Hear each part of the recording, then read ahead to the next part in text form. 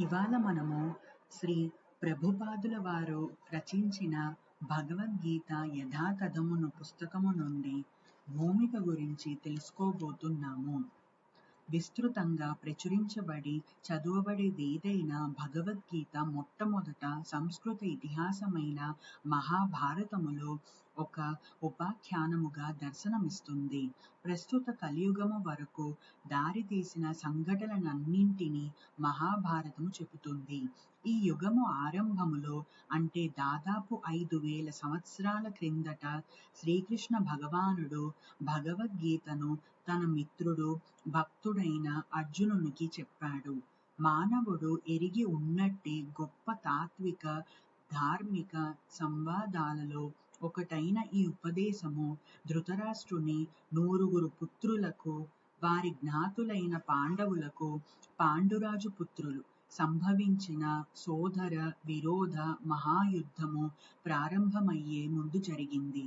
పూర్వము భూమిని పరిపాలించిన భరత మహారాజు నుండి వచ్చినట్టి కురువంశములోనే సోదరులైన ధృతరాష్ట్రుడు పాండురాజు జన్మించారు. భరత మహారాజు నుండి మహాభారతమనే పేరు వచ్చింది.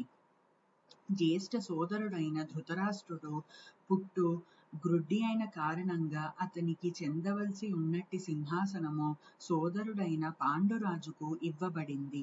పాండురాజు యుక్త వయస్సులోనే మరణించినప్పుడు అతని 5 పుత్రులైన ధర్మరాజు, భీముడు, అర్జునుడు, నకులుడు, సహదేవుడు తాత్కాలికముగా రాజైనట్టి ధృతరాష్ట్రుని రక్షణలోకి వచ్చారు. ఈ విధంగా ధృతరాష్ట్రుని పుత్రులు పాండురాజు పుత్రులు ఒకే రాజగృహంలో పెరిగి పెద్దవారయ్యారు. ఇద్దరు కూడా ప్రవీణుడైన ద్రోణునిచే యుద్ధ విద్యలలో శిక్షణను పొందారు. గౌరవనీయుడైన భీష్మ పితామహునిచే మార్గదర్శనము చేయబడ్డారు. అయినా ధృతరాష్ట్రుని పుత్రులు ప్రత్యేకంగా పెద్దవాడైన దుర్యోధనుడు పాండవులను ద్వేషించాడు, ఓర్వలేకపోయాడు.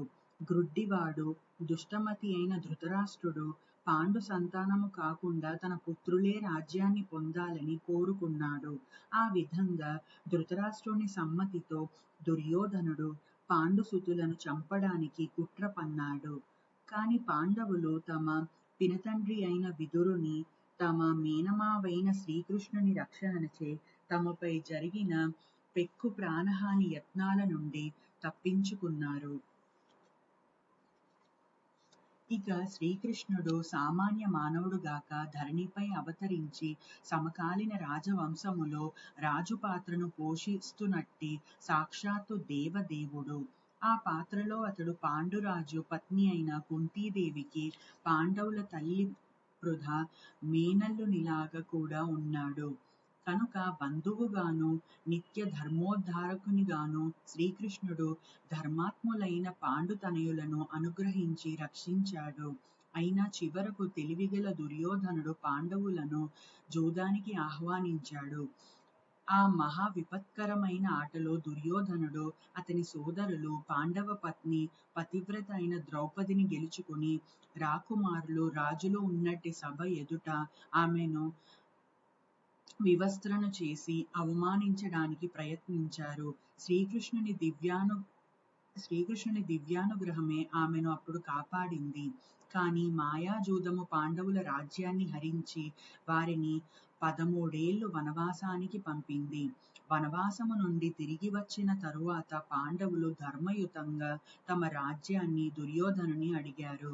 కాని అతడు మొండిగా దానికి నిరాకరించాడు. రాజులుగా ప్రజాపాలనలో సేవ చేయడానికి కంకణబద్ధులైన పంచపాండవులు తమ కోరికను 5 ఊళ్లకు కుదించుకున్నారు. కాని దుర్యోధనుడు వారికి సూదిమన మోపినంత స్థలము కూడా ఇవ్వనని మొండిగా సమాధానమిచ్చాడు. ఇదంతా జరుగుతున్నప్పుడు పాండవులు సహనముతోనూ ఓర్పుతోనూ ఉన్నారు.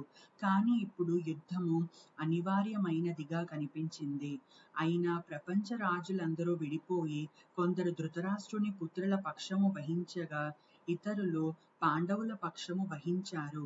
స్వయంగా శ్రీకృష్ణుడు పాండుపుత్రుల పక్షాన రాయబారిగా ధృతరాష్ట్రుని సభకు వెళ్లి శాంతిని అర్థించాడు.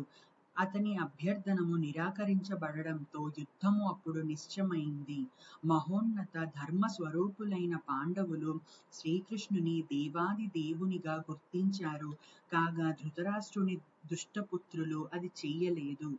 అయినా నాస్తికుల కోరిక ప్రకారమే శ్రీకృష్ణుడు యుద్ధంలో ప్రవేశించడానికి ఒప్పుకున్నాడు. భగవంతునిగా అతడు స్వయంగా యుద్ధం చేయబోడు. కానీ కోరుకున్న వారు శ్రీకృష్ణుని సైన్యాన్ని ఉపయోగించుకోవచ్చును.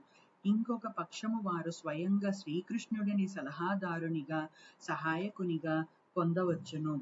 అప్పుడు రాజనీతి చతురుడైన దుర్యోధనుడు కృష్ణుని సేనాబలమును చేజిక్కించుకున్నాడు. కాగా పాండవులు అంతే ఉత్సాహంతో స్వయంగా శ్రీకృష్ణుణ్ణే పొందారు. ఈ ప్రకారంగా శ్రీకృష్ణుడు సుప్రసిద్ధ విలుకాని రథాన్ని నడపడానికి సన్నద్ధుడై అర్జున రథసారథిగా అయ్యాడు. యుద్ధ సన్నద్ధులైన ఇరు పక్షాల వారు వ్యూహంగా నిలబడినప్పుడు ధృతరాష్ట్రుడు ఆతృతతో తన కార్యదర్శి అయిన సంజయుని వారు ఏమి చేశారు అని అడగడముతో ఇది మనలను భగవద్గీత ఆరంభము దగ్గరకు తీసుకుని వస్తుంది.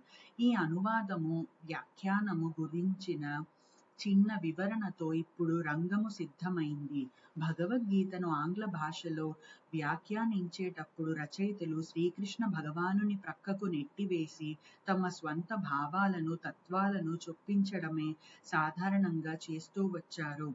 మహాభారత ఇతిహాసాన్ని వారొక కల్పిత కథగా భావించారు.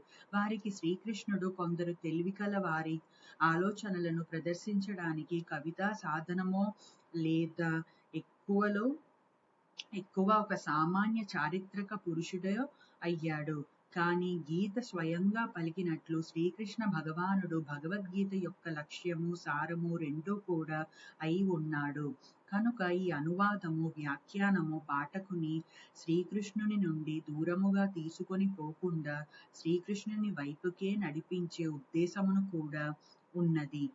కూడి ఉన్నది. ఈ విధంగా భగవద్గీత పూర్తిగా సంగతము సులభగ్రాహ్యము అవుతుంది. శ్రీకృష్ణుడే గీతకు వక్త, దాని చరమ లక్ష్యము కూడా అయిన కారణంగా భగవద్గీత యథాతథము ఈ మహాగ్రంథమును నిజమైన రూపములో వివరిస్తున్నది. భూమిక సమాప్తం.